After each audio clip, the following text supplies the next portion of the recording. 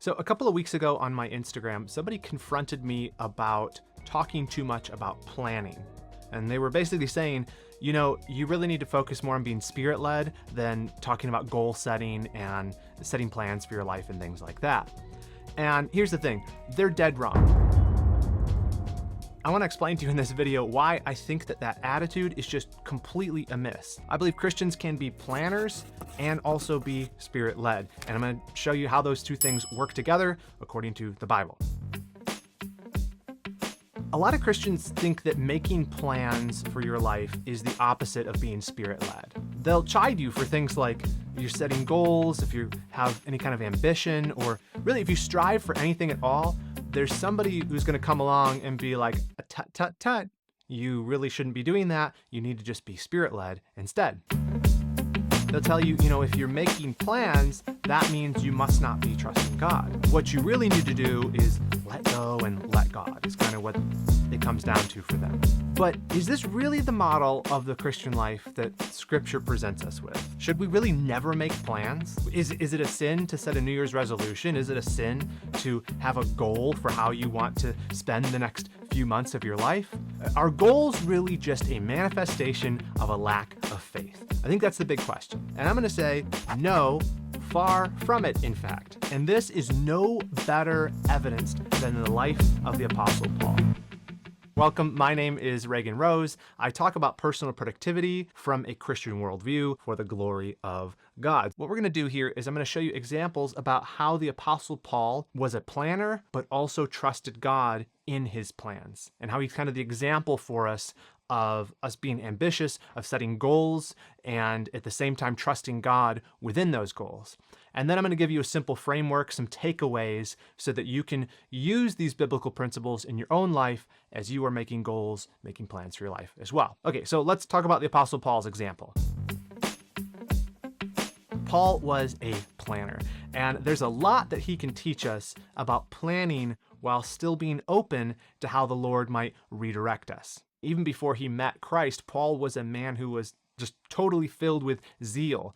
It was a misguided zeal, definitely, but that zeal without knowledge is what led him into the awkward position of persecuting God's church in God's name. And this, of course, is before he was converted. But then Paul meets Christ on the road to Damascus, right? And everything changes. The Lord redirects the entire trajectory of this dude's life. He's got a new focus. But one of the things that you'll notice is when Christ calls Paul, Paul does not cease from being that sort of ambitious dude that he was. He was trying to be ambitious within Judaism, but now as a Christian, he's redirected that ambition. Paul's zeal isn't suddenly snuffed out. He doesn't become just kind of a bump on a log. And he definitely doesn't stop planning. Paul just aims all of those powers, all of those faculties of planning, of goal setting, of being zealous, he aims at them at a better object, the proclamation of the gospel of Jesus Christ. The second thing we notice about Paul is that he did not have an easy calling. In fact, even when Christ called the Apostle Paul, he told him that suffering was sort of part of the deal. In Acts 9:15-16, it says, "But the Lord said, 'Go, for he is a chosen instrument of mine to carry my name before the Gentiles and kings and the children of Israel. For I will show him how much he must suffer for the sake of my name.'" But I think even in this, we see another lesson about planning and goals. Paul didn't find the strength to endure the hardships that his ministry required of him, the adversities, the setbacks, all of that stuff. He talks about in 2 Corinthians how he was shipwrecked, how he was beaten with rods, how he was stoned multiple times. Like, how did he face all that? It wasn't with a passive attitude towards life. He didn't say the first time he gets locked up, "Well, I guess I'm in jail. I guess the door's closed now. Oh well, Lord shut a door." He trusted God, yes. But that didn't manifest as sort of a laissez-faire attitude toward the Christian life. Paul kept the goal in front of him. Since Paul had the confidence that his calling really was from God and that the payoff for pressing on would be well worth the pains of persecution, he kept going. He didn't stop. He didn't give up at the first sign of pressure. It was Paul's trust in the promises of Christ which motivated his perseverance. He could push forward toward his goal because he knew that even though the details might not work out just like how he planned, the outcome was guaranteed. The third thing we observe in the life of Paul as it relates to goal setting and trusting God is that he was flexible when it came to his plans. Brandon D. Crow, he wrote the book Every Day Matters. He writes this: Paul had things he wanted to accomplish in his missionary journeys. He had a clear vision of the places he wanted to visit and the reasons for doing so. Paul made plans and aspired for the best ways to discharge his apostolic task. Paul made plans. You see this when you read through Acts. I just finished reading through Acts this morning, actually. And you see in the book of Acts how Paul was just a mega planner. He knew, I'm going to go here, then I'm going to go here, then I'm going to go here. Even in his letters he writes, he talks about, after this, I'm going to do this and this and this and this, right?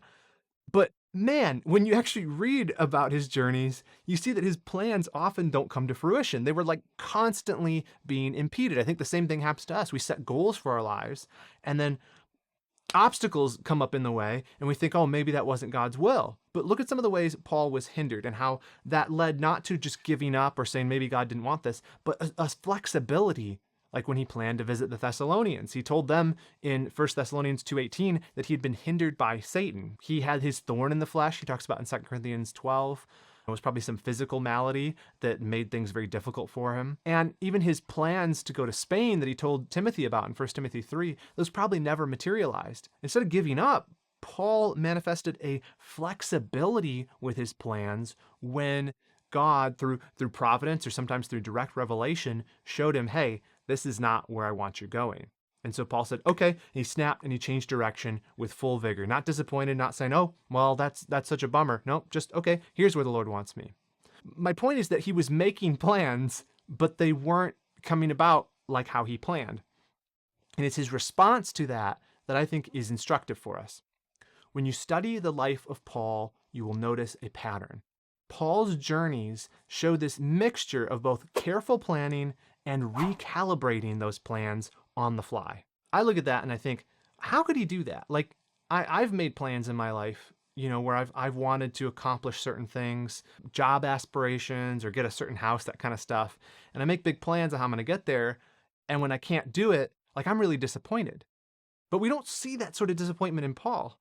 So how do you do this? How can you be a careful planner and yet hold those plans with an open hand? Here's the key. Trust in the sovereignty of God begets flexibility in our plans. See, it's our desire to glorify God with our lives that draws us to make plans that please him in the first place. If I have a plan to have some ministry or to plant a church or to witness to my coworkers, and I have all these plans about how I'm going to try to do that, I can be confident that God, who is sovereign, if he doesn't bring those plans to fruition, that's okay. I don't need to despair in the face of setbacks. I can instead just pivot at a moment's notice without getting frazzled about it, because I understand, look, God is on my side in this.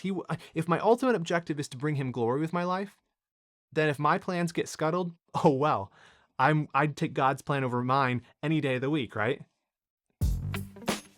So let me leave you with just 3 takeaways from Paul's example. How can you be a faithful planner, goal setter, but also be trusting God, being spirit-led, being submitted to him in all things? Okay, so the first thing is you got to have a clear aim. Paul had one passion, he had one focus, he had one clear mission for his life. He wanted to preach the gospel to the Gentiles. He knew what he was about. So if you know why you're here, if you're like, man, I'm gifted in these things, this is what I want to be about. Like for me, for example, it's very clear to me that my mission in life is to help Christians be better stewards of their lives. I'm trying to produce practical resources to help believers get more done with God's glory being the focus. I make plans to make that happen.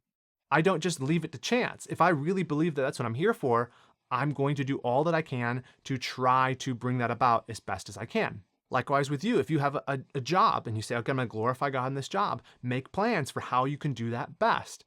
If you know why you're here, that can be your North Star.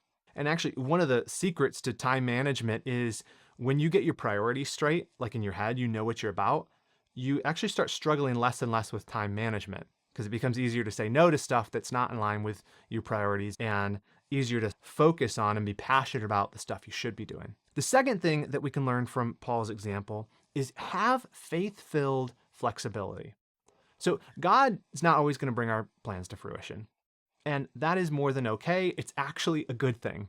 See, strong confidence in God's sovereignty is what's going to help you pivot fast when the Lord really does shut a door. If you aim to glorify God, you can be confident that providence is your ally. And so when you walk by faith, setbacks aren't going to lead you to grumbling, but instead to thanksgiving. That's what Paul is probably saying. Thank you, Lord, for redirecting my plans. Now I know that I'm in line with what your will is. And the third and final thing I think is a good takeaway from Apostle Paul's life is have a diligent work ethic. Paul planned, he was flexible, but he also was no slouch. The dude was disciplined. This is probably what irks me most about the let go and let God crowd. I think it's laziness. I really do. I'm not trying to throw anybody under the bus, but that's what it comes across to me as.